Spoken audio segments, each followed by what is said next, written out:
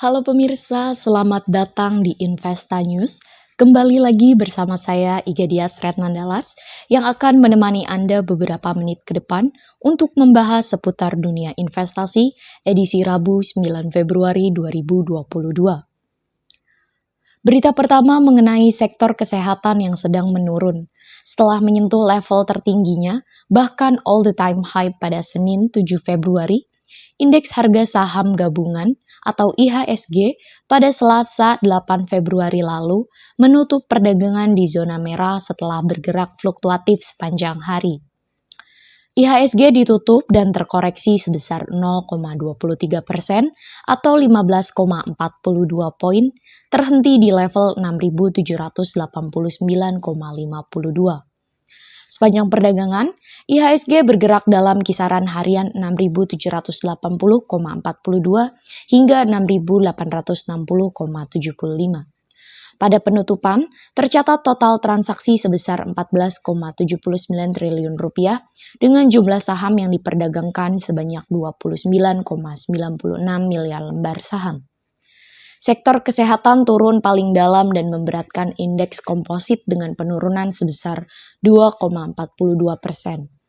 Meski melemah, investor asing masih marak mencatatkan aksi beli bersih di seluruh pasar senilai 1,54 triliun rupiah.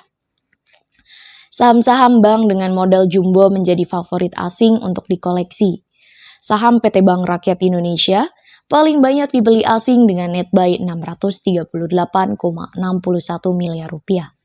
Kemudian diikuti oleh saham PT Bank Mandiri Persero dengan net foreign buy 411,96 miliar rupiah. Dan saham PT Bank Negara Indonesia yang diborong asing senilai 235,03 miliar rupiah. Di sisi lain, saham PT Bukalapak.com paling banyak dilepas oleh asing dengan net sell 75,26 miliar rupiah. Dan disusul oleh saham PT Astra International yang juga dilego asing senilai 59,6 miliar rupiah. Lesunya IHSG beriringan dengan rilis data posisi cadangan devisa Indonesia pada akhir Januari 2022 yang menurun jika dibandingkan dengan posisi Desember 2021 dan pengetatan mobilitas masyarakat.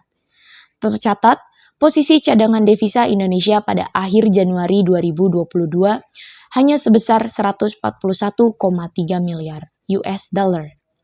Sementara, posisi pada akhir Desember 2021 tercatat sebesar 144,9 US dollar.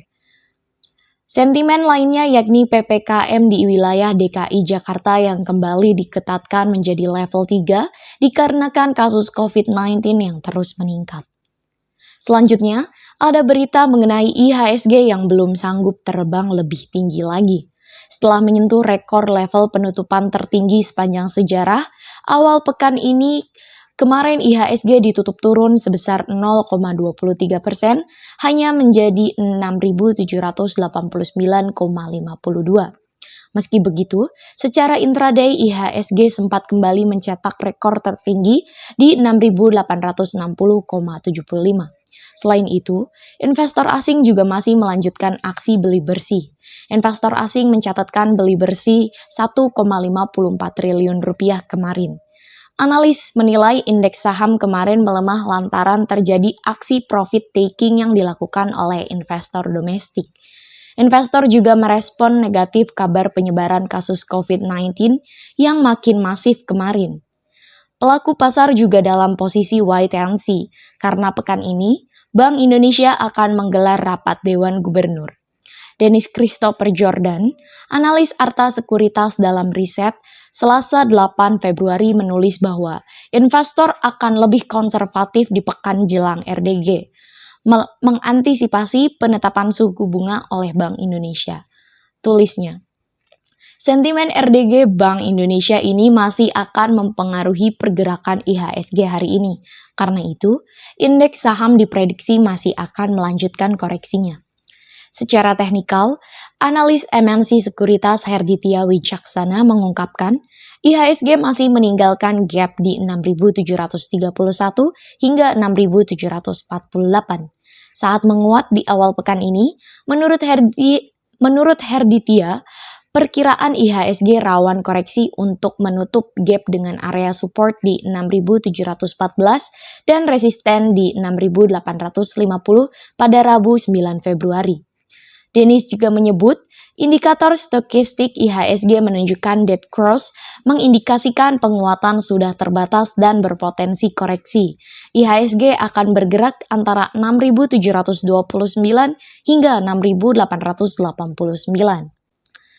Beralih pada sektor komoditas, harga emas telah terkoreksi. Harga emas dunia yang terpantau terkoreksi pada perdagangan Selasa 8 Februari. Hal ini menghentikan rally 3 hari berturut-turut.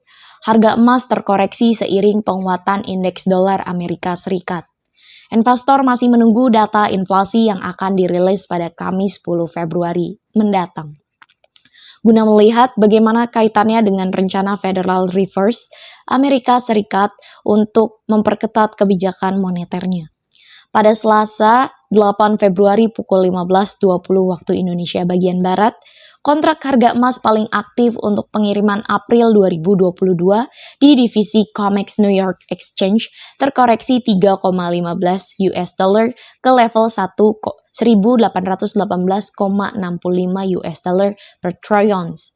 Di pasar spot, harga emas juga ikut melemah 2,58 US dollar ke posisi 1.817,84 US dollar per troy ounce. Sementara, indeks dolar Amerika Serikat menguat ke level 95.660 US dollar. Dari dalam negeri, harga dasar emas 24 karat antam ukuran 1 gram dijual senilai Rp943.000, naik Rp6.000 dari posisi sebelumnya. Harga buyback emas antam berada di Rp845.000 per gram. Nilai itu lebih tinggi Rp7.000 dibandingkan perdagangan sebelumnya. Berikutnya ialah mengenai crude palm oil atau CPO berada di zona merah. Harga minyak sawit mentah atau crude palm oil berbalik arah ke zona merah setelah sempat mencapai rekor tertinggi pada sesi sebelumnya. CPO tertekan menuju angka terburuk dalam 8 akhir pekan terakhir. Harga minyak nabati saingan yang lebih lemah menjadi pemicu tertekannya harga CPO dan mendorong investor melakukan aksi ambil untung setelah sempat menyentuh rekor tertinggi pada sesi sebelumnya. Berdasarkan data perdagangan bursa derivatif Malaysia, harga CPO pada penutupan perdagangan Selasa 8 Februari untuk kontrak Februari 2022 melemah 1,52% ke level 5.566 per ton ringgit Malaysia. Untuk kontrak Maret 2022, harga CPO berjangka di Malaysia juga terkoreksi 1,53% ke level 5.536 ringgit Malaysia per ton. Sementara itu, harga berjangka CPO untuk kontrak April 2022 melemah 1,57% dari level 5.449 ringgit Malaysia per ton.